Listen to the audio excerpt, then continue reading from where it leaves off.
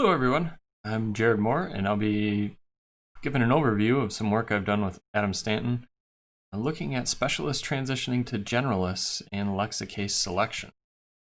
So this paper is a continuation of some work that Adam and I have been working on for a few years now, where we've been looking at a quadruped animat evolving neural controller for it to locomote and cross the wall placed in the middle of the screen, as you see here, over to a target.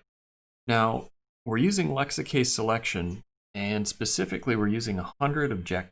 Each objective is a wall height. So the wall heights can be almost imperceptible on the ground there, basically making it a locomotion task. And the wall height can go up to the height of the leg of this animat. So it increases in gradations over 100 different values, and our goal is to evolve a generalized controller.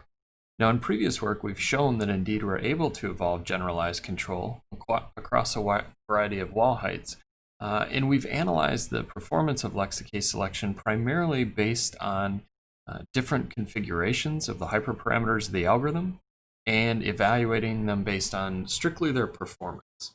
But in this work, we were curious if the genomes of the animats might give us any intuition as to when and how specialists, which are individuals that perform well on a small subset of the wall heights across the 100, transition into generalized behavior where we can have a controller that's able to handle any wall height.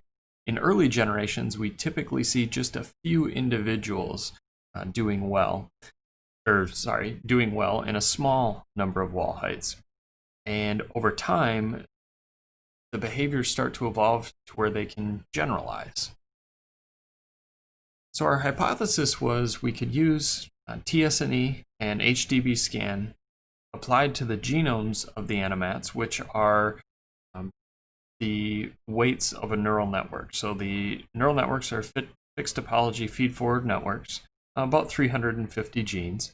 And we were curious if we applied clustering, would we see a mapping between genomic clusters to clusters in performance space? And so what you see here on these two plots are, on the left-hand side, the genome space clustering.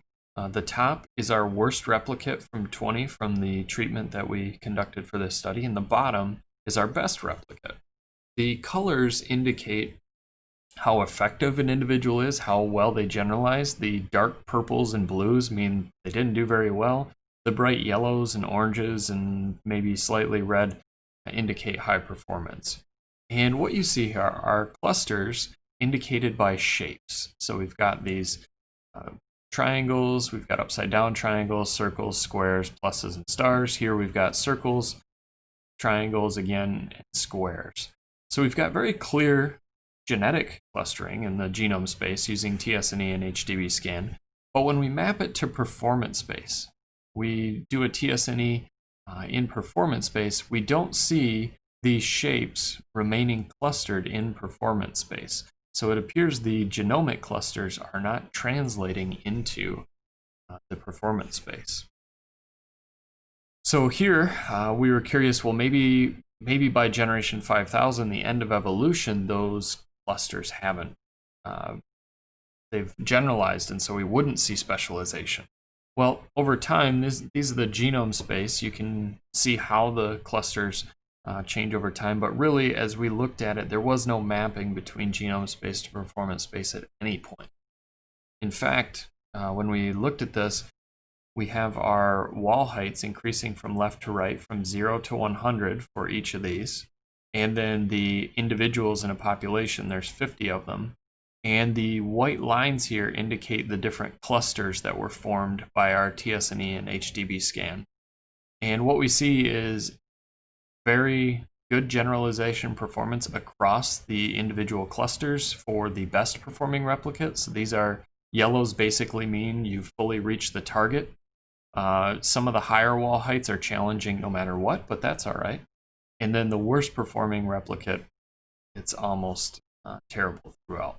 So in conclusion, we found that the genome clustering didn't readily indicate performance-based clustering, indicating that the individuals are generalists but we weren't able to identify with this technique when exactly specialists transition to generalist.